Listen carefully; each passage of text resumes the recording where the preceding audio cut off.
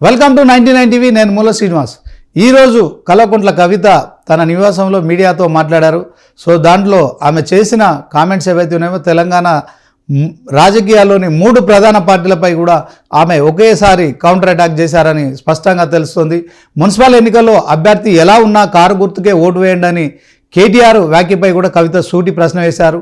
చెడ్డోడైనా పనికిరాని వారైనా కారు కోసం ఓటు వేయమంటారంటూ కవిత కౌంటర్ ఇచ్చారు. సో కేటీఆర్ మాటలు నియంతృత్వం రాజరిక పాలన శైలికి ప్రతీక అని కవిత స్టేట్మెంట్ ఇచ్చారు. కులం కాదు చుట్టం కాదు, అభ్యర్థి గుణం పనితీరు చూసే కాలం వచ్చింది. కేవలం లేబుల్ చూసి ఓటేస్తే ప్రజలే మోసపోతారని కూడా కల్వకుంట్ల కవిత హెచ్చరించారు. సో ఓట్లకు పైసలు పంచే వాళ్ళకు కాదు, అవసరం వచ్చినప్పుడు పక్కన నిలిచే అభ్యర్థులకు ఓటేయండి అని కూడా ఆమె పిలుపునిచ్చారు. జాగృతి ఫార్వర్డ్ బ్లాక్ గుర్తుపై నుంచి అభ్యర్థులను నిలిపామని స్పష్టం చేశారు. సో ఖచ్చితంగా మరి వాళ్ళందరూ కూడా కొంత నీతి నిజాయితీ గల వాళ్ళు కనుక వాళ్ళకు ఓటేయాలని కూడా ఆమె అభ్యర్థించారు. KTR KCR phone tapping case SIT విచారణపై కూడా కవిత థ్రిల్లర్ షేడ్స్లో కామెంట్ చేశారు. ఫోన్ ట్యాపింగ్ కేసులో నిజం వెలుగు చూడాలని కూడా ఆమె డిమాండ్ చేశారు. సిట్ కేసీఆర్ విచారణకు పిలిచిందని గుర్తు చేస్తూ చట్టం ముందు ఎవరు పెద్దవారు కాదన్నారు కవిత. సో కన్నతండ్రి విషయంలో గతంలో చేసిన కామెంట్స్కి ఇప్పుడు కొంత వ్యత్యాసం కనిపిస్తుంది. నన్ను కూడా ఏ విచారణకు పిలిచినా సంస్థ పిలిచినా వెళ్ళాను, కానీ కేసీఆర్ ఎందుకు వెళ్ళారంటూ కూడా సిట్టు కేసీఆర్ను విచారణకు పిలిచిందని గుర్తు చేస్తూ చట్టం ముందు ఎవరు పెద్దవారు కాదన్నారు కవిత. నన్ను ఏ విచారణ సంస్థ పిలిచినా నేను వెళ్ళాను, కేసీఆర్ ఎందుకు వెనుకడుగు వేయాలని ప్రశ్నిస్తూ కవిత సెన్సేషన్ అయిన కామెంట్ చేశారు. నన్ను ఏ విచారణకు పిలిచినా ఏ విచారణ సంస్థకు పిలిచినా నేను వెళ్ళాను, కేసీఆర్ ఎందుకు వెనకడుగు వేయాలని ప్రశ్నిస్తూ కవిత చేసిన సెన్సేషన్ కామెంట్స్ ఏవైతే ఉన్నాయో కన్న తండ్రిపై ఆమె మరి ఫోన్ ట్యాపింగ్లో కేసీఆర్ వెళ్లాల్సిందే అని కరాఖండిగా చెప్పినట్టు తెలుస్తుంది. అదే క్రమంలో రేవంత్ రెడ్డి హరీష్ రావు మధ్య సీక్రెట్ ఒప్పందం జరుగుతోందని కూడా కవిత ఒక సంచలనమైన అనుమానాన్ని వ్యక్తం చేశారు. ఫోన్ ట్యాపింగ్ కేసు మున్సిపల్ ఎన్నికల వరకే లాగుతారు, మ్యాచ్ ఫిక్సింగ్ అంటూ కూడా ఆమె స్పష్టంగా ఇది కనిపిస్తోందని కూడా ఆరోపణ చేశారు. సో కేంద్ర బడ్జెట్పై కూడా స్పందించిన కవిత మొత్తానికి తెలంగాణ రాష్ట్రానికి మరొకసారి పూర్తిగా పక్కన పెట్టిందని చెప్పడం కావచ్చు. అదే క్రమంలో ఫైనాన్షియల్ నెగ్లెక్ట్ అని కూడా కవిత ఆరోపణ చేశారు. విద్య వైద్యం వంటి కీలక రంగాలకు 1% కూడా నిధులు కేటాయించలేదని ఆమె మోదీ ప్రభుత్వంపై కూడా ఆరోపణ చేశారు. IIM కేంద్రీయ విద్యాలయాలు, ఉక్కు ఫ్యాక్టరీ పూర్తిగా నిర్లక్ష్యం చేశారని కవిత విమర్శలు చేశారు.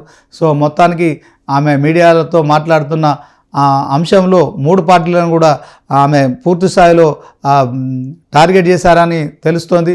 సో గతంలో కూడా ఎన్నో అగ్ని ప్రమాదాలు జరుగుతున్నాయి హైదరాబాదులో.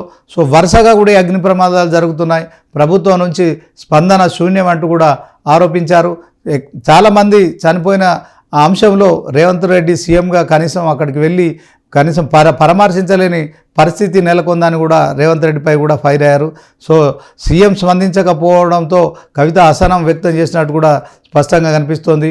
PR స్టంట్లు పక్కన పెట్టి పాత బిల్డింగులు బేస్మెంట్లకు చెక్ పెట్టాలని కూడా కవిత డిమాండ్ చేశారు. గత ఏడాదిలో 69 హత్యలు, 75 హత్యలు జరిగితే దానిపైన కూడా PR స్టంట్లు పక్కన పెట్టి పాత బిల్డింగులు బేస్మెంట్లను చెక్ చేయాలని కూడా కవిత డిమాండ్ చేశారు. గత ఏడాదిలో 69 హత్యలు, 176 హత్యాయత్నాలు పెరిగాయని, గన్ కల్చర్ కూడా పెరుగుతోందని కూడా ఆమె ఆందోళన వ్యక్తం చేశారు.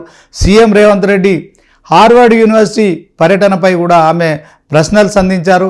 సో ఫీజు ఎవరు కట్టారు, ప్రభుత్వమా లేక బిజినెస్ మ్యాన్, లేక ఆయన సొంతగా డబ్బులు పెట్టుకున్నారా, సొంతగా డబ్బులు పెట్టుకుంటే ఆ బంధువులు పెట్టుకున్నారా, సో అని కూడా ప్రశ్నించారు. దావోస్ పర్యటనలో ఎంత పెట్టుబడి తెచ్చారని క్లారిటీ ఇవ్వాలని కూడా ఆమె డిమాండ్ చేశారు. సో కాంగ్రెస్ MOUల సీక్రెట్స్ 1 by 1 ఎక్స్పోజ్ చేశారు కవిత. సో దీంట్లో మరి 1,00,000 కోట్లు పెట్టుబడులు వచ్చాయని చెప్తున్న ఆ సంస్థలకు కనీసం 30,000 కోట్ల మరి దావోస్ పర్యటనల్లో ఎంత పెట్టుబడి తెచ్చారనే క్లారిటీ ఇవ్వాలని కూడా కవిత డిమాండ్ చేశారు. భారీ పెట్టుబడుల పేరుతో కాంగ్రెస్ సర్కార్ ప్రజలను మోసం చేస్తుందని కూడా కవిత ఫైర్ అయ్యారు. సో ఈ కొన్ని కంపెనీలకు కనీసం వెబ్సైట్ కూడా లేదని కూడా ఆమె చెప్పడం కావచ్చు. సో మరికొన్ని కంపెనీలు MOUల కోసం ప్రత్యేకంగా సృష్టించబడ్డాయని కవిత ఆరోపణలు చేయడం కావచ్చు. సో మొత్తానికి 3 వరల్డ్ ఎకనామిక్ ఫోరంలో కావచ్చు, దాంట్లో మరి గ్లోబల్ సబ్మిట్లో కావచ్చు ఓవరాల్గా ఎన్ని పెట్టుబడులు వచ్చినాయో ఒక శ్వేతపత్రం రిలీజ్ చేయాలంటూ కూడా కవిత డిమాండ్ చేశారు. మార్కెట్ వాల్యూ కన్నా 10 రెట్లు పెట్టుబడులు అంటున్న కంపెనీలపై కూడా ఆమె ప్రశ్నల వర్షం కురిపించారు. కాంగ్రెస్ ఫేక్ ఎంఓయూలను యువత ఎక్స్పోజ్ చేయాలంటూ కూడా ఆమె పిలిపించారు. వచ్చిన పెట్టుబడులు నిజమైతే ఎక్కడ ఏ రంగంలో ఎన్ని ఉద్యోగాలు వచ్చాయో ప్రజలకు చెప్పాలని కాంగ్రెస్ను కవిత డిమాండ్ చేశారు. సో మొత్తానికి జాగృతి తరపున రీసెర్చ్ చేసి ఫేక్ కంపెనీల వివరాలు సోషల్ మీడియాలో కూడా పెడుతున్నట్లు కూడా ఆమె వెల్లడించారు. టీఆర్ఎస్ రాజరిక పాలనను కాంగ్రెస్ నాటకాలను ఒకేసారి కవిత టార్గెట్ చేశారు. ఫిబ్రవరి 20 తర్వాత మరొకసారి జనం బాట కార్యక్రమం స్పీడప్ ఉంటుందని చెప్పారు. తెలంగాణ రాజకీయాల్లో యువత మహిళలు ముందుకు రావాలని కూడా పిలిపించారు. ఫేక్ పెట్టుబడుల రాకెట్ కేసులో నిజాలు బయట పెట్టడం జాగృతి లక్ష్యమని కూడా ఆమె స్పష్టం చేశారు. సో మొత్తానికి కేసీఆర్ను అదే క్రమంలో రేవంత్ రెడ్డిని మరొకసారి బీజేపీని కూడా ఓవరాల్గా బడ్జెట్ విషయంలో బీజేపీని ఎండగట్టారు.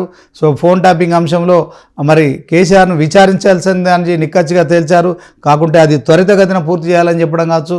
సో మరొకసారి కూడా తెలంగాణలో జరిగిన గ్లోబల్ సమ్మిట్ కావచ్చు, అదే క్రమంలో 3 సార్లు దావోస్కు వెళ్ళి వరల్డ్ ఎకనామిక్ ఫోరంలో ఎన్ని పెట్టుబడులు తీసుకొచ్చారు, ఎంతమందికి ఉద్యోగాలు వచ్చాయని చెప్పి కూడా ఆమె కాంగ్రెస్ ప్రభుత్వాన్ని డిమాండ్ చేసిన పరిస్థితి అయితే స్పష్టంగా అనిపిస్తోంది. సో కవిత కామెంట్స్పై ఇటు బీజేపీ అటు బీఆర్ఎస్ కాంగ్రెస్ ఎలా స్పందిస్తాయనేది వేచి చూడాల్సి ఉంటుంది.